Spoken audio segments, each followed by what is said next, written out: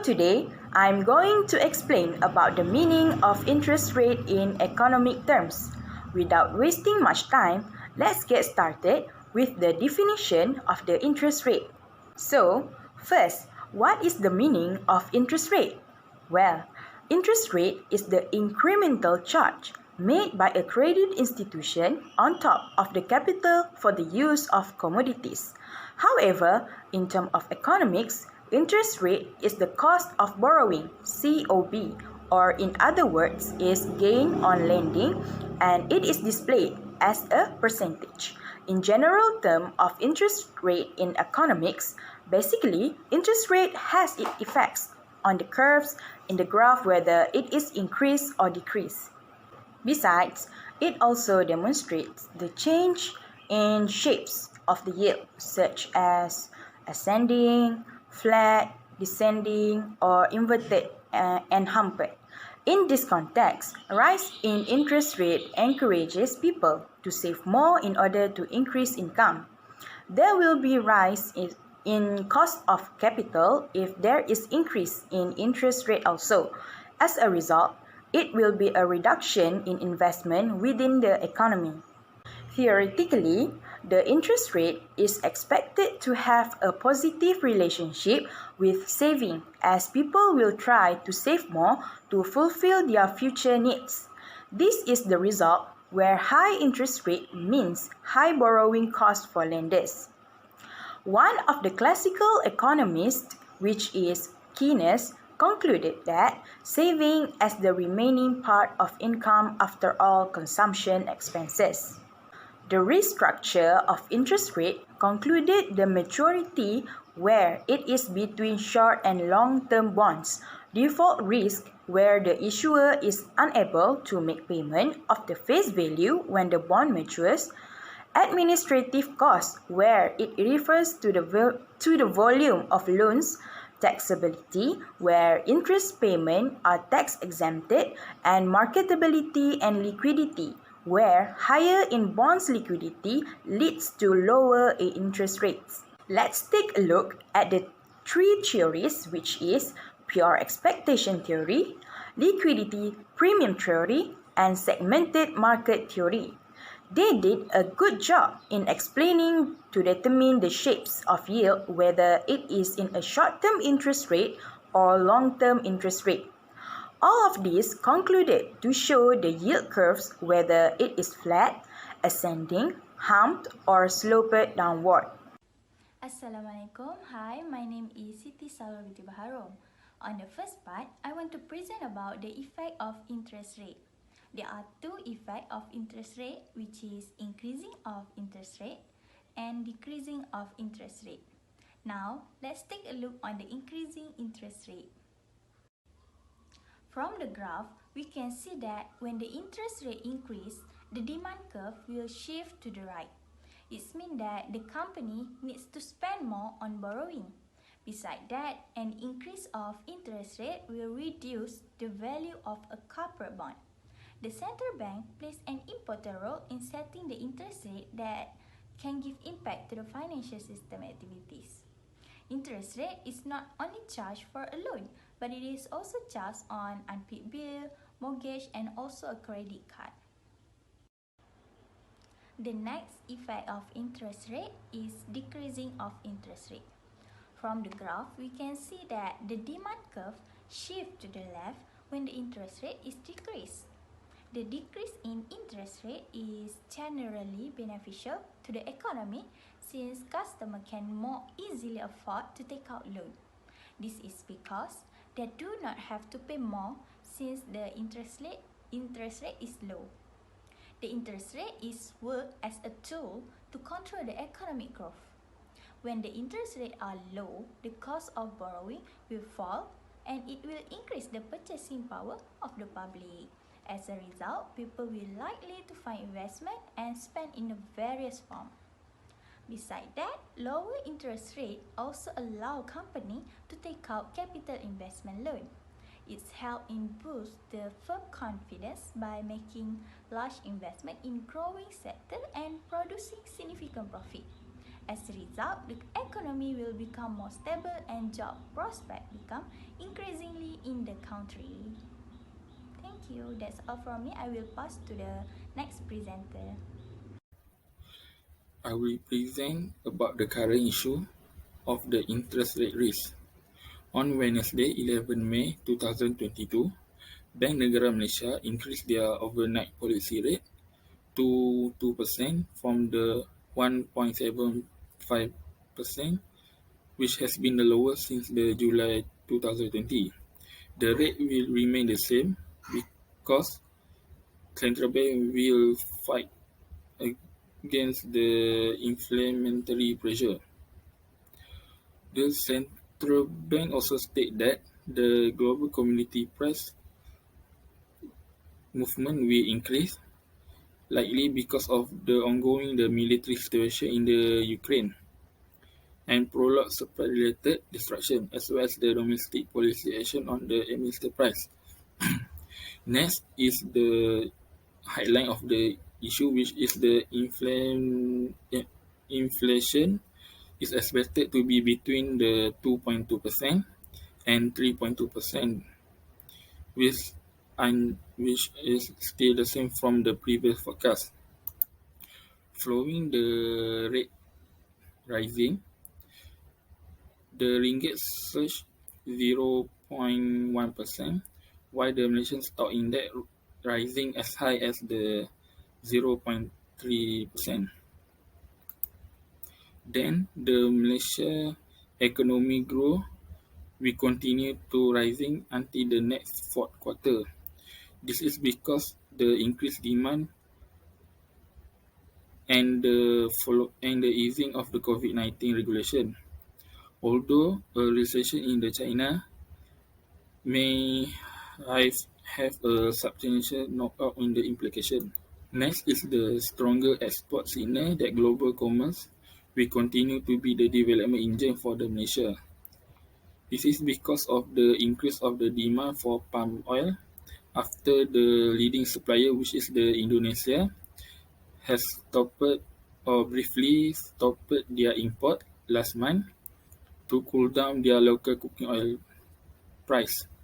Lastly, in March, Bank Negara lowered their expectation for the economic growth between the 5.3% and 6.3%. This is all because of the impact of the Russia-Ukraine war on the country recovery.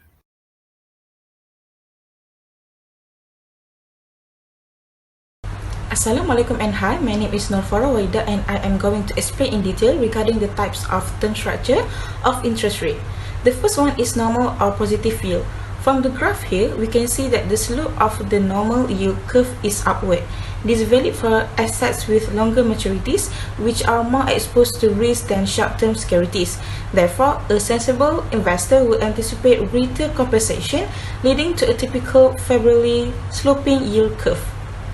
The second type is steep.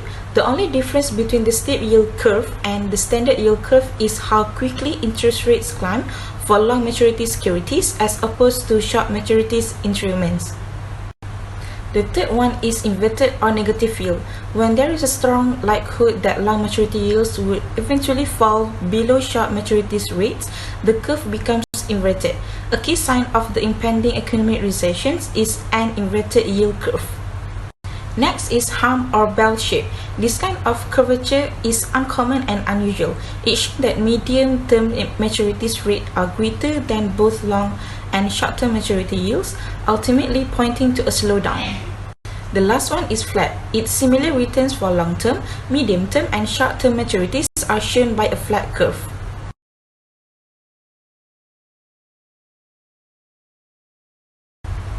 Now, let's move to term structure theory, and one of them is expectation theory. According to this theory, future short-term rates may be predicted from present long-term rates. By combining the returns of many bonds, it simplifies the return on a single bond. The second theory is liquidity preference theory, which explains the more widely recognized view of investors' desires for liquidity is improved by this theory. Investors tend to choose short-term assets because they offer greater liquidity than long-term security, which can keep money locked up for an extended period of time. Next theory is market segmentation theory. This theory is related to the supply-demand dynamics of a market. The yield curve shape is governed by the following aspects, which are investors' preference for short and long-term securities, the maturities of an investor's asset and obligations are matched as closely as possible, varied supply and demand curve are created by securities with different maturities, high demand and little supply cause interest rate to rise. The last theory is preferred habitat theory, which explains that an investor's choices may change based on their level of risk tolerance. If they are fairly paid for their exposure to risk, they may choose to invest in bonds that are not generally their choice. Hi, my name is Siti Zarata Amiza09. Now we will move to the sources of interest rate risk. There is three sources of interest rate risk, which is first, repricing risk, second, yield curve risk, and the third one is basis risk. Now, let's see the first sources of the interest rate risk, which is the repricing risk.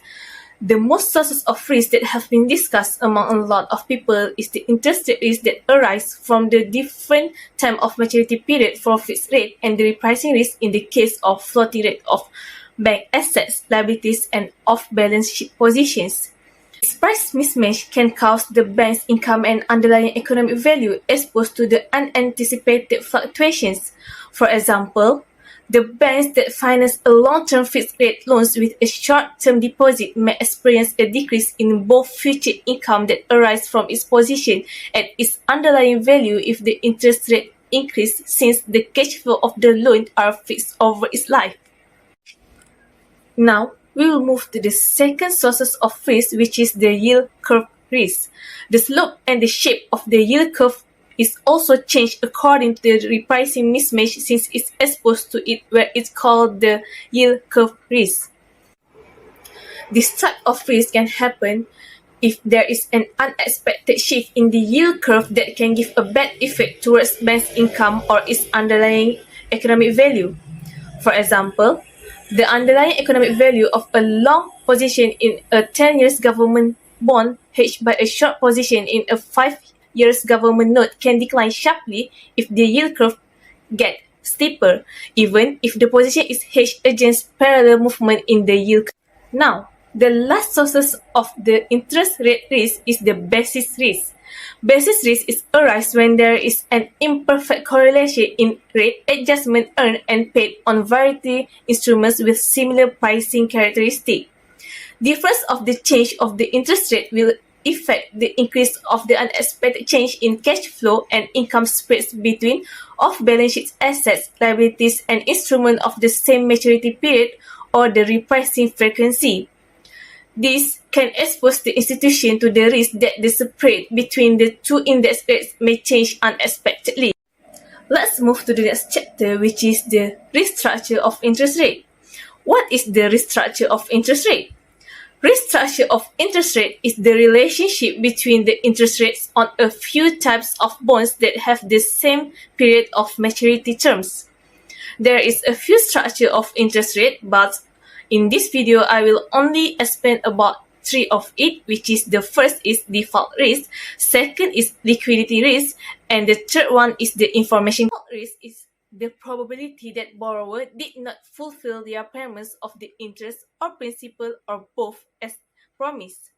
The difference between yield and the yield on an instrument without default risk with a similarity maturity is a risk premium on a financial instrument. Usually, the higher the risk will lead to the higher of the risk premium and also the higher of the interest rate. The next structure is about the liquidity risk. Liquidity plays an important role for an investor to make decisions whether to invest or not.